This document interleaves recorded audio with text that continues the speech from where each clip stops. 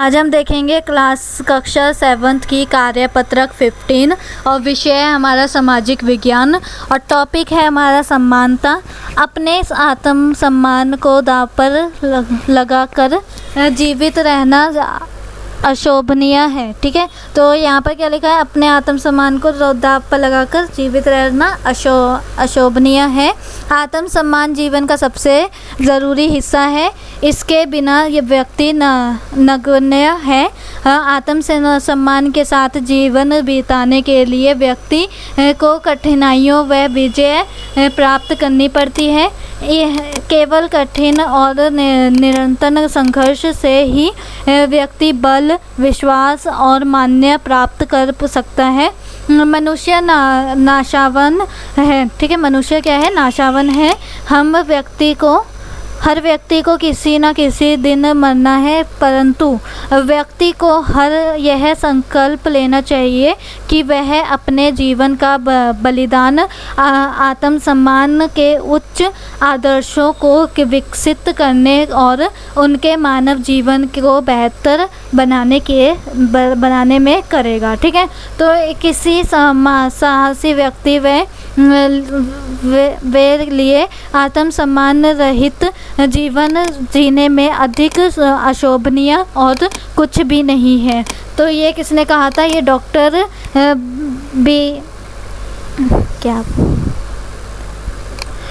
B R. Ambedkar ने ये line कही थी कि आत्मसम्मान सब कुछ है।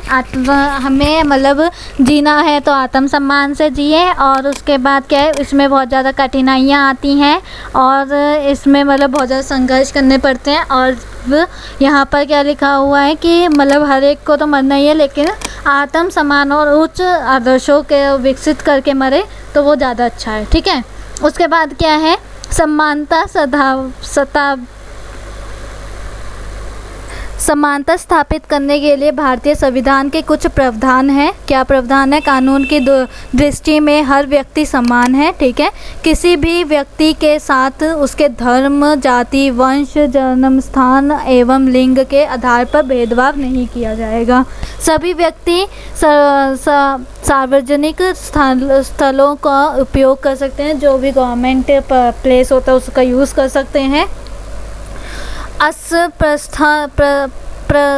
अस्पृश्यता का अनुमूल्य किया गया। ठीक है, तो ये इसके कुछ क्या है, स्थापित किए गए हैं राइट्स या संविधान में। उसके बाद हमारा नेक्स्ट है कि शासन ने संविधान द्वारा मान्य किए गए समानता के अधिकार को दो तरह से लागू किया गया है। पहला तरीका क्या है, कानून के द्वारा, और दूसरा तरीका क्या है, हमारा सरकार की योजनाओं व कार्यक्रमों द्वारा संविधानहीन समाजों की मदद करके। ठीक है, तो मतलब कि जहाँ पर बहुत ही ज़्यादा नीची जाति वाले या ऐसे जो रहते हैं उनको क्या करा गया है, उनको प्रोत्साहित किया गया, अपॉर्चुनिटीज़ दी गई हैं। पहला क्या है, कानून के द्वारा, दूसरा क्या है, सरकार के योजनाओं के द्वारा। अब क्या है, भारत में ऐसे अनेक कानून हैं जो व्यक्ति के समान व्यवहार प्राप्त करने के अधिकार की रक्षा करते हैं। भारत में बहुत सारे कानून हैं जो मतलब कि समान व्यक्ति के सम्मान के बारे में है। ठीक है, कानून के साथ साथ सरकार ने उन समुदाय जिनके साथ सैकड़ों वर्षों तक असमानता का व्यवहार हुआ है, उनका जीवन सुधारने के लिए उनके अनेक कार्यक्रम और योजनाएं लागू की हैं। तो आपको पता है कानून और सरकार ने बहुत सारी योजनाएं लागू करी गई हैं जो पहले से ही पिछड़े हुए थे, या फिर हम ये कह सकते हैं जिनको मतलब पहले अत्याचार किया जाता था। तो बहुत सारे बेनिफिट्स हो रहे हैं अभी उनको। उसके बाद यहाँ पर क्या है, ये योजनाएं यह सुनिश्चित करने के लिए चलाई गई हैं कि जिन लोगों को अतीत में अवसर नहीं मिले, अब उन्हें अधिक अवसर प्राप्त होंगे। तो जिन लोगों को क्या हुआ है, अतीत में अवसर नहीं मिले तो उन्हें ज़्यादा मिलते हैं। तो आप ये देख ही सकते हो, मेरे को बहुत बताने की ज़रूरत ही नहीं है क्योंकि आपको भी पता ही है। उसके बाद क्या है, मध्याह्न भोजन की व्यवस्था। यह कार्यक्रम के अंतर्गत सभी सरकारी प्राथमिक स्कूलों के बच्चों को दोपहर का भोजन स्कूलों द्वारा दिया जाता है। हर कोई गवर्नमेंट स्कूल में मिड डे मील मिलता है, ठीक है। यह योजना भारत में सर्वप्रथम तमिलनाडु राज्य में प्रारंभ की गई थी और 2001 में उच्चतम न्यायालय ने सभी राज्य सरकारों को इसे अपने स्कूलों में 6 माह के अंदर आरंभ करने के निर्देश दिए। मतलब कि पहले कहाँ पर करा गया, तमिलनाडु में किया गया। फिर 2001 में उच्च न्यायालय ने क्या बोला कि सभी राज्यों में सभी गवर्नमेंट स्कूलों में ये लागू किया जाएगा कि उन्हें मिड डे मील मिले, और वो भी 6 महीनों के अंदर अंदर।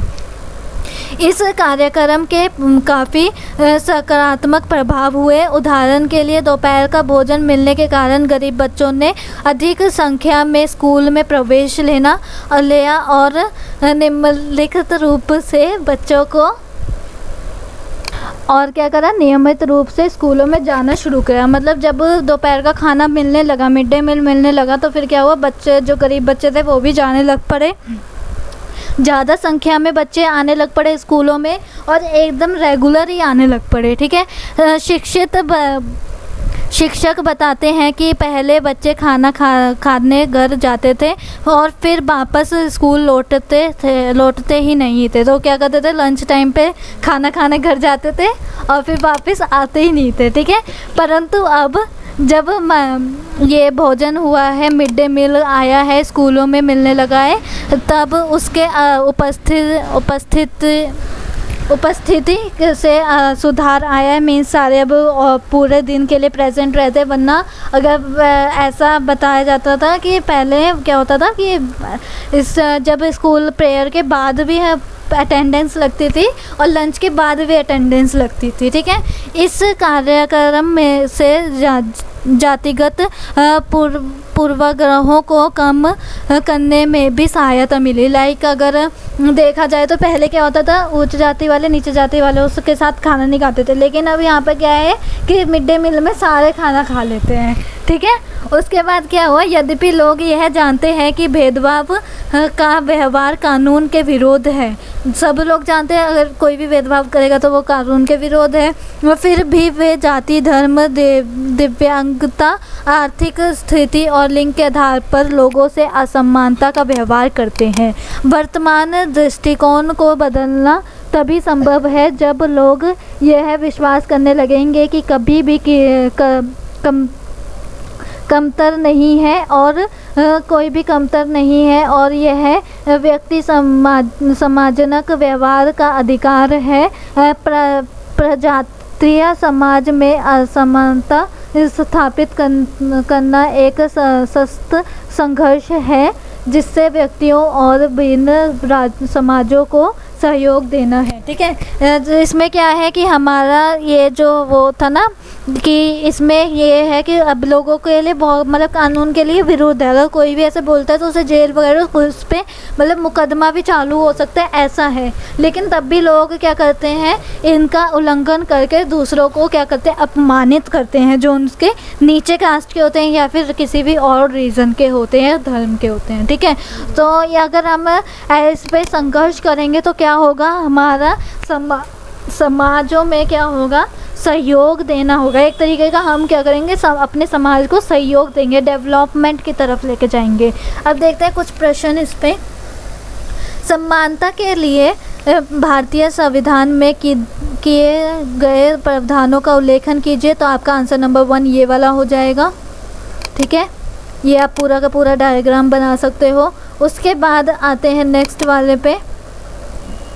तो नेक्स्ट हमारा क्या है, मध्याह्न भोजन व्यवस्था किस प्रकार समानता लाने में सहायता हुई, वर्णन कीजिए। तो हमने अभी यहाँ पर पढ़ा था कि इससे क्या हुआ, इससे सहयोग मिला क्योंकि उनकी इस कार्यक्रम से क्या हुआ, जातिगत को का थोड़ा सा वो हुआ, लेवल नीचे हुआ और सारे मतलब मिल बांट के खाने लग पड़े। तो ये आंसर नंबर 2 हो जाएगा आपका। उसके बाद आते हैं नेक्स्ट वाले पे। तो नेक्स्ट देखते हैं हम अपना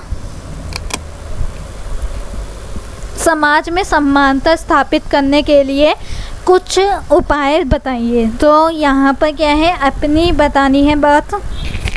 तो यहाँ पर हम क्या लिख सकते हैं, समाज में समानता स्थापित करने के लिए कुछ उपाय क्या हो सकते हैं कि सबको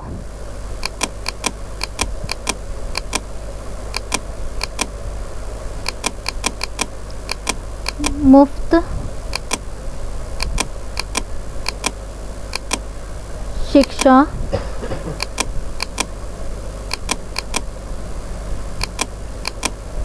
एवं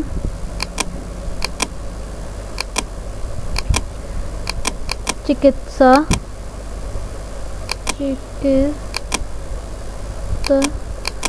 ठीक है, ये हो सकता है हमारा आंसर इसका। ठीक है, तो यहाँ पर हमारी वर्कशीट कंप्लीट होती है। देन मिलते हैं हम अपनी नेक्स्ट वीडियो में। तब तक के लिए वीडियो को लाइक कीजिए, शेयर कीजिए, चैनल पे नए हो तो सब्सक्राइब करे बिना बिल्कुल ना जाए, ताकि आपको सारी वर्कशीट्स की नोटिफिकेशन एक ही जगह मिल जाए। और अगर कमेंट में ज़रूर बताना कि आपको वीडियो कैसी लगी।